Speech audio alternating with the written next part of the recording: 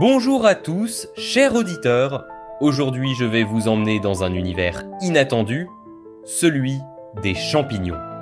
Mais pas pour les cuisiner. Nous allons découvrir comment leur structure biologique pourrait bien révolutionner le monde de la mode et du design, en remplaçant le cuir animal par une alternative végane, durable et totalement biodégradable. Depuis des siècles, le cuir est utilisé pour fabriquer des chaussures, des sacs, des meubles et des vêtements. Mais son impact écologique est considérable.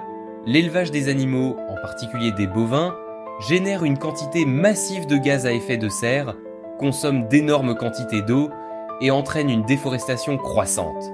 Le tannage du cuir, lui, fait appel à des produits chimiques toxiques, dont certains sont dangereux pour les ouvriers comme pour l'environnement.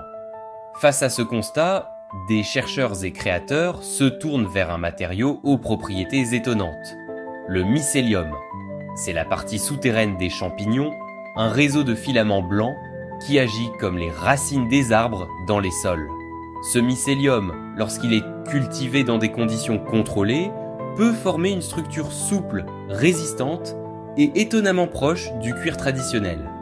Une entreprise américaine, MycoWorks, a mis au point un procédé breveté qui permet de cultiver des blocs de mycélium à partir de déchets agricoles.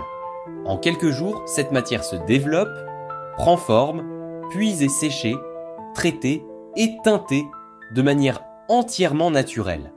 Le résultat s'appelle le reishi, un cuir végétal aux propriétés similaires au cuir de vache. Souplesse, solidité, respirabilité, mais sans exploitation animale. Et MycoWorks n'est pas seul dans cette aventure. D'autres entreprises comme Bolt Threads ou Mogu, en Europe, explorent également le potentiel du mycélium pour la mode, la décoration et même l'industrie automobile. Certaines marques de luxe ont déjà présenté des prototypes de sacs, de vestes et de chaussures fabriqués en cuir de champignons. Les avantages de ce matériau sont impressionnants. Il est biodégradable, compostable, cultivé à partir de déchets et sa production nécessite très peu d'eau ou d'énergie. Il ne libère pas de toxines ni de microplastiques dans l'environnement.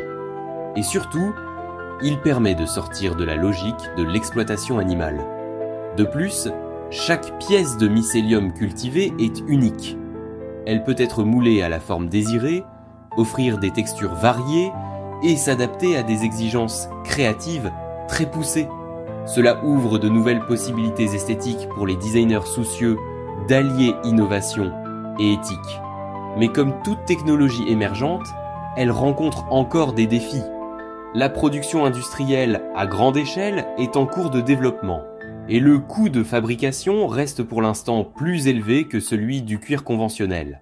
Cependant, la demande croissante pour des alternatives éthiques et écologiques pousse les investissements à s'accélérer.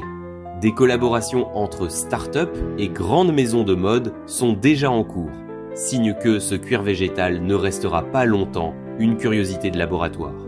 Il est en passe de devenir une matière première majeure dans une industrie en pleine mutation. Et vous, seriez-vous prêt à porter un sac, des chaussures ou une veste fabriquée à partir de champignons? Cette innovation, à la croisée de la science et de la nature, pourrait bien réconcilier élégance et respect du vivant.